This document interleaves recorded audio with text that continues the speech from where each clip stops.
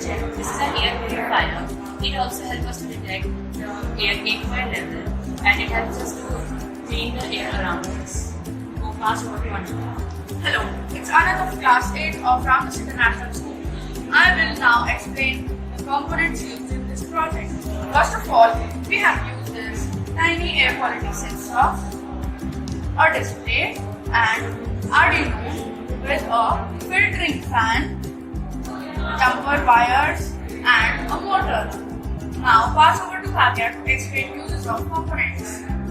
Now you can see this tiny sensor. This helps us to check the air quality. And now please see at this. This is an air quality monitor which helps us to read the air quality.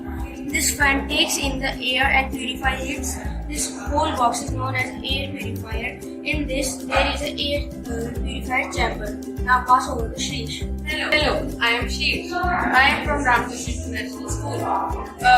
Air purifier helps to reduce bad odor. It improves the air quality and it is cost efficient. Thank you. Now pass on to Arjun. We taking a step keeping in mind the poor AQI nowadays. We will hope you appreciate our project. Thank you for all this. Thank you.